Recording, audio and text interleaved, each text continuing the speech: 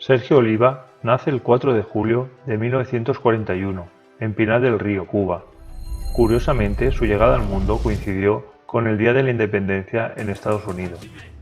Ya desde pequeño trabajaba en una granja cosechando caña de azúcar y tabaco. Una vez terminada la dura jornada, bajaba por la calle Maceo, como tantos jóvenes cubanos, para ir al gimnasio Atlas, donde podía entrenar levantando pesas bajo la tutela de Berto Llanes. Berto el Negro, como lo llamaban todos, desde el primer momento admiró la fuerza de este chico, al que vio un talento natural. A los 18 años se unió al ejército luchando contra Castro en las montañas. Pese a no tener ninguna preferencia política, como muchos jóvenes de esa época, se vio envuelto en uno u otro bando sin saber muy bien qué ideología estaban defendiendo. Vio morir a muchos amigos y le dispararon 2 veces ambas heridas menores. Aún estaba convaleciente de su segunda herida en el hospital de La Habana cuando Castro se hizo con el poder. A finales de 1960 se mudó al barrio de Martín Pérez de Guanabacoa, en La Habana, y prosiguió en el gimnasio de Roger González. En su cabeza rondaba ya la idea de abandonar Cuba, así que probó suerte en el béisbol y boxeo hasta que por casualidad fue descubierto por uno de los preparadores de halterofilia, que de inmediato le incorporó a la selección nacional de levantamiento de pesas y predijo que en 3 meses sería capaz de vencer a cualquier levantador de pesas de la época. Tras un año de entrenamiento rompió 3 récords cubanos y se proclamó campeón nacional de las 198 libras. Convertido en promesa olímpica, es seleccionado para integrar el equipo cubano en la 9ª edición de los Juegos Centroamericanos y del Caribe, que se celebraron en Kingston, Jamaica, en 1962. Con apenas 21 años, su futuro bajo el sistema comunista se veía sombrío, de tal modo que vísperas de comparecer en la competición decide exiliarse corriendo hacia la embajada de Estados Unidos, en las inmediaciones del recinto. Tras él, los agentes de la seguridad y casi la mitad de los integrantes del equipo de halterofilia, que también deseaban escapar, pero gracias a su velocidad, Sergio pudo alcanzar la embajada, en la cual se les concedió asilo político y fueron considerados refugiados cubanos, lo que a la larga significó su libertad. De Jamaica, Sergio emigró a los Estados Unidos, primero a Miami, donde trabajó desde la reparación de televisores a la descarga de camiones, para más tarde mudarse en 1963 a Chicago, trabajando en una fundición. Empieza a entrenar con pesas en el IMCA de Duncan, donde entrenaba Bob Garda, futuro Mr. América. Garda se da cuenta de su potencial y comienza por primera vez a orientar su entrenamiento al fisiculturismo. Pronto se hace un nombre dentro del panorama competitivo, dado su gran potencial, proclamándose ganador del Mr. Chicago en 1963. Tras este triunfo, se centraría en el Mr. América. En 1964 quedó en 7ª plaza.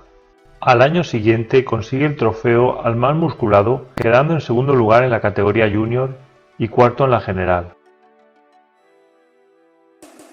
En 1966 vuelve a intentarlo, consiguiendo ganar nuevamente el trofeo al más musculado y quedando segundo en la general.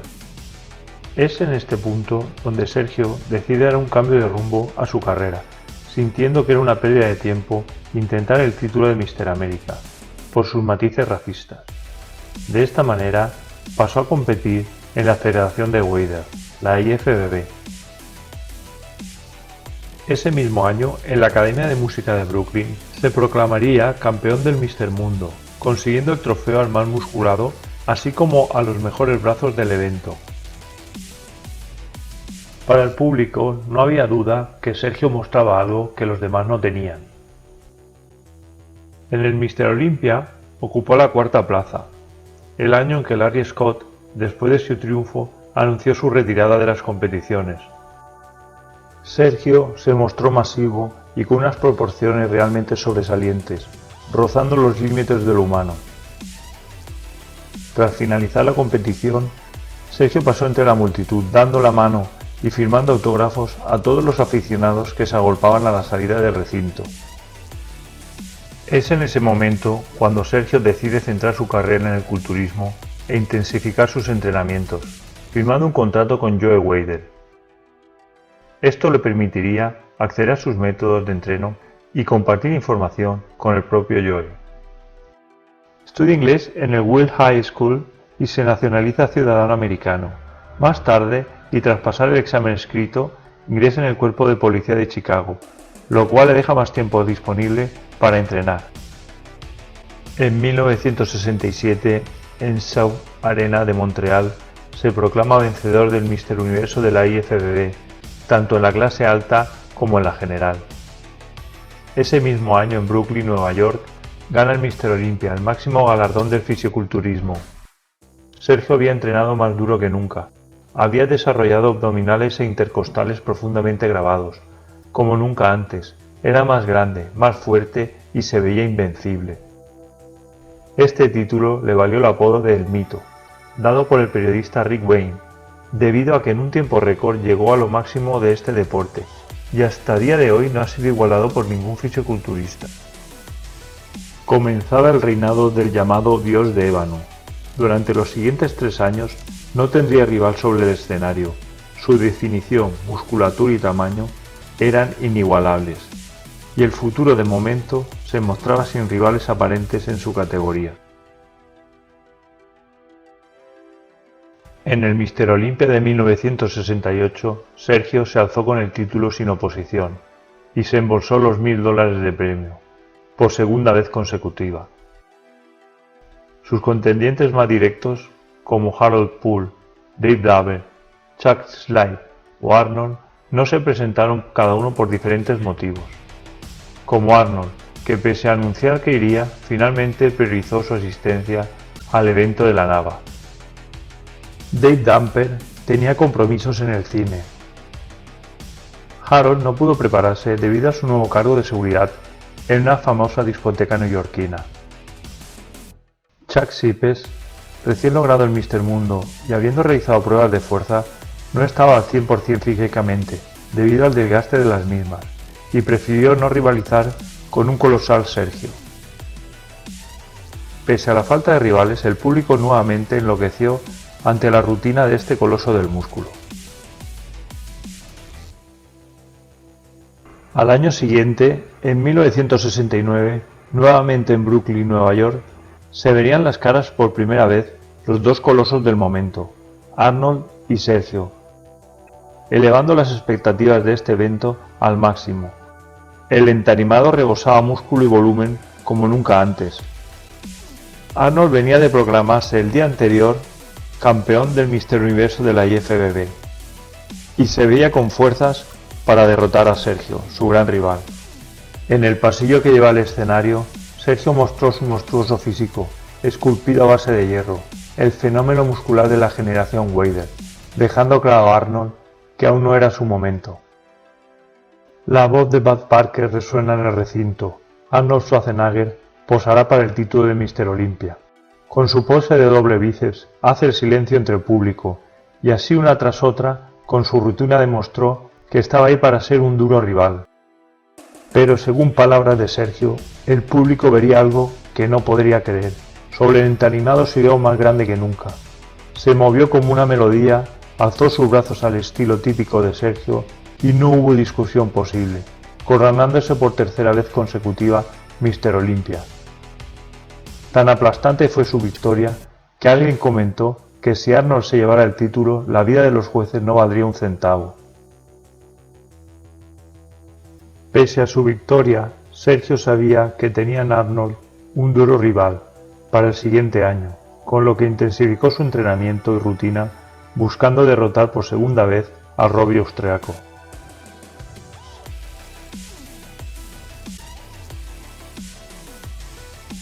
En 1970, en Columbus, Ohio, se vieron nuevamente las caras, esta vez para competir en el Mister Mundo de la AAU. Sobre el entarimado, Sergio no lució tan estriado como en ocasiones anteriores, quizá por un exceso de aceite que a la hora de su rutina hizo que su figura no marcara excesivamente sus músculos. Esto hizo que los jueces se decantaran por Arnold, aún así conseguiría una meritoria segunda plaza. Este sería el preludio de la gran controversia del Mister Olympia de 1970. Nuevamente en Brooklyn se enfrentaron los tres titanes del momento, Reg Lewis, Arnold y Sergio, por el máximo galardón del culturismo de la época.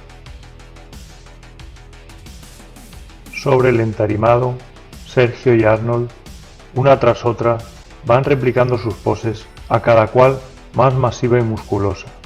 El público enloquecía y agradecía el espectáculo. Reg había pasado ya a un segundo plano. Estaba claro a estas alturas que el título estaría entre el mito cubano y el roble austriaco. Cuando Sergio abandona el entarimado, es el propio Arnold quien anima a Sergio nuevamente a seguir posando. El público parecía estar decantado por el roble austriaco. Alentado por los vítores, Arnold y Sergio siguieron posando. Finalmente, un controvertido veredicto dio la victoria a Arnold por 4-3. Sergio siempre pensó que tanto el del 70 como el 72 fueron títulos que mereció ganar. Pese a su derrota, Sergio siguió entrenando tan duro como siempre, dispuesto a recuperar su corona. En 1971, centró sus esfuerzos en el título de Mister Universo de la Nava, donde se verían las caras con Bill Pearl y Reg Park, siendo Arnold el gran ausente por orden expresa de Weider. La 23ª edición del Mister Universo no defraudó a nadie. La experiencia de los contendientes estaba claramente comprobada, atesorando 6 títulos de Mister Universo entre ambos. Sergio estaba en una forma física espectacular. La decisión fue compleja para el jurado, pero se decantó en favor de Bill, quien conseguiría su cuarto título relegando a Sergio a la segunda plaza. En 1972 se celebró en la ciudad germana de Essen la octava entrega de la competición del Mister Olympia, organizada por la IFBB. Sergio y Arnold volvían a medir sus fuerzas sobre un entarimado, esta vez en suelo europeo. El espectáculo estaba servido. Ambos contendientes mostraron todo su arsenal de poses ante los jueces y el público. Sergio mostró un increíble físico, quizá con mucho más volumen que en la edición anterior, pero nuevamente, por decisión dividida de 4-3, los jueces lo relegaron a la segunda plaza. Esta decisión terminó con la paciencia de Sergio, que para mostrar su disconformidad sobre los resultados en los últimos eventos de la IFBB, dejará de participar en esta y centrará sus esfuerzos en las federaciones de la WBBG y WABA, donde arrasaría y conquistaría la mayoría de los títulos. Hasta hoy en día hay mucha controversia sobre el resultado de este Mister Olympia. Para muchos, Joe Weider inclinó la decisión hacia su nueva promesa. Para otros, quizás simplemente Arnold con sus 25 años estaba mejor físicamente que Sergio. Lo que es innegable y se puede apreciar en las imágenes de su posado y posterior sesión fotográfica tras el Mister Olympia es que Sergio poseía una genética tocada por los dioses del músculo, y sin dudarlo, ese año estaba en su mejor momento.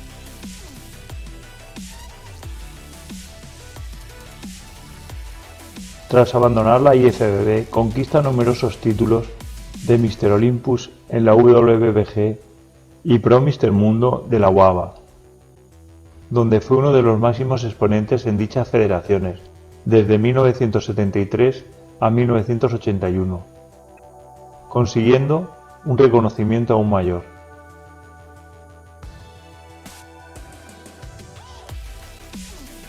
Regresó a la IFBB en 1984, con 43 años. Sin embargo, después de no prepararse por completo, Sergio ocupó el octavo lugar en el Mister Olympia de ese año y se ganó el apodo de la octava maravilla del mundo. Un Mister Olympia plagado de estrellas, donde Sergio, pese a su edad, volvió a brillar con luz propia.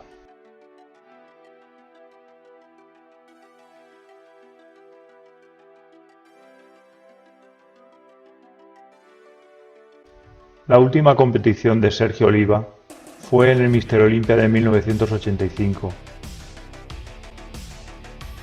donde nuevamente ocupó el octavo lugar.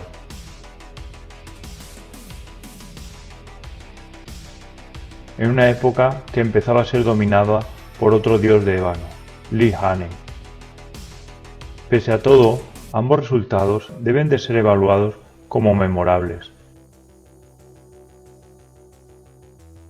Sergio había planeado su participación en el Míster Olympia de 1986, pero en una fuerte riña con tintes de violencia doméstica, su mujer, Haslyn, al parecer en defensa propia, acabaría disparándole. Gravemente herido en su abdomen, logró conducir hasta el hospital de Chicago, donde milagrosamente se recuperó. Antes de abandonar el mundo de los músculos, hace cine interpretando las películas Los Temibles y Poder Negro. Sin embargo, el paso por el séptimo arte fue breve y transitorio, sin penas ni glorias destacables. Gracias a estas intervenciones, hoy en día podemos disfrutar de su increíble físico.